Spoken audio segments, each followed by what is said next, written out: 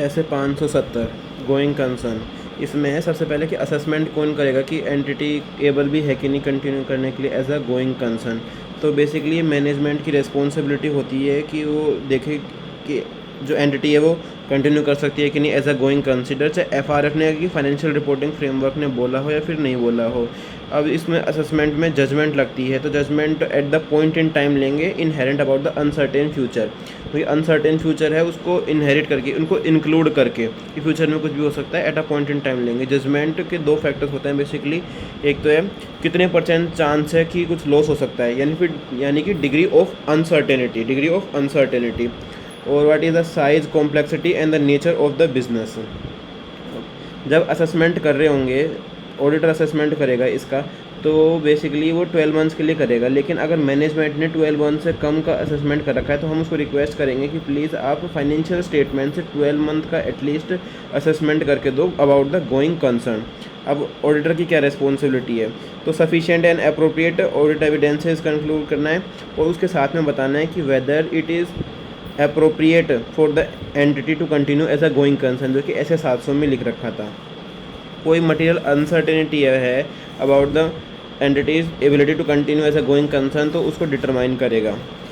Same बात जो ऊपर आई थी कि यहाँ भी नीचे आ गई है, चाहे किसी लो या फिर एफआरएफ जिसके बेसिस पे फाइनेंशियल स्टेटमेंट्स प्रिपेयर हुए हैं, फाइनेंशियल रिपोर्टिंग फ्रेमवर्क जिसके बेसिस पे एफआरएफ प्रिपेयर हुए हैं, उसने नहीं भी बोला कि कौन प्रिपेयर करेगा, तब भी ये मैनेजमेंट की रिस्पॉन्सिबिलिटी है to prepare the books of account and to assess the entity's ability to continue as a going concern.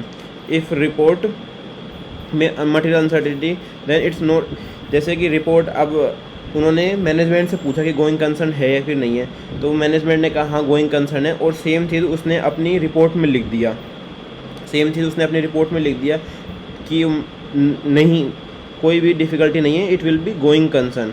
तो ये लिखने से मटेरियल अनसर्टेनिटी नहीं हो जाएगी, नहीं, then it's not a guarantee to continue as a going concern. Requirement of 570, इसमें 315 और प्रिलिमिनरी असेसमेंट, यस या नो। तो आपने रिस्क असेसमेंट प्रोसीजर लगाए थे जब 315 के, और प्रिलिमिनरी असेसमेंट किया था, यस किया था या फिर नहीं किया था तो भी डिस्कस करो मैनेजमेंट के साथ, और नहीं किया था तो भी मैनेजमेंट की डिस्कस करो मैनेजमेंट के साथ। तो अगर नहीं किया तो पूछो कि भाई वो क्या बेस ले रहे हैं गोइंग कंसर्न का, और किया था और आपको कोई सिग्निफिकेंट डाउट मिला to continue as a going concern, तो फिर पूछो कि वो कैसे एड्रेस करेंगे उसको ठीक करने के लिए। अब additional audit procedures when event and conditions are identify, तो इसका कोड है लर्न करने का, management plans to give cash to add facts in the return representation.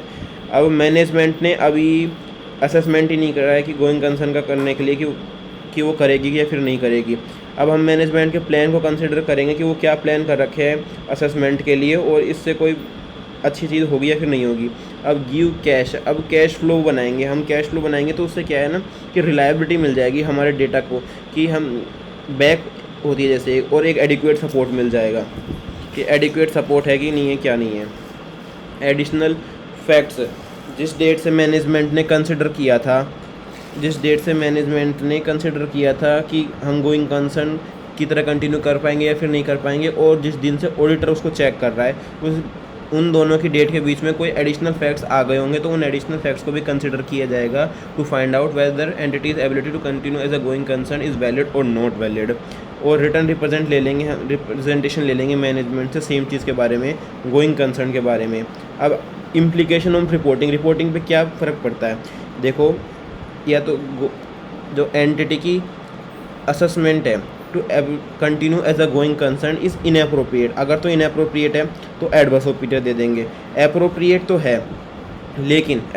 है लेकिन मटेरियल अनसर्टेनिटी भी है, अगर आपने उसको डिस्क्लोज कर दी फाइनेंशियल स्टेटमेंट में तुम अनमोडिफाइड ओपिनियन, लेकिन नहीं बताई, छुपा के रख ली होती, या फिर क्वालिफाइड ओपिनियन या फिर एडवर्स ओपिनियन। और वो जैसे हम उसमें लिखते हैं ऐसे 705 में और 702 में कि basis for the adverse opinion, basis for the qualified opinion, ये भी हमको लिखना पड़ेगा। Not willing, management is willing, try नहीं कर रही कि वो एसेस करे कि गोइंग कंसर्न कर सकते हैं या फिर नहीं कर सकते, तो उसकी इम्प्लीकेशन सिंपली बता दो ऑडिट रिपोर्ट पे। कम्युनिकेशन टू द टीसीडब्ल्यूजी को हमें क्या क्या बताना होगा, सेम ऊपर सारे वाले मैटर बताने होंगे, बस वेदर के आगे क्वेश्चन मार्क लगा देना, और वो सारे मैटर जितने भी हैं आपको बताने होंगे। What can cause the significant doubt, जैसे अभी बताया था कि 315 और प्रिलिमिनरी असेसमेंट, 315 प्रिलिमिनरी में असेसमेंट में कोई ऐसी चीज़ मिल गई जिससे कि सिग्निफिकेंट डाउट है, तो वो सिग्निफिकेंट डाउट यहाँ पे बताया गया है। इसमें 3 है, फाइनेंशियल, ऑपरेटिंग और अदर।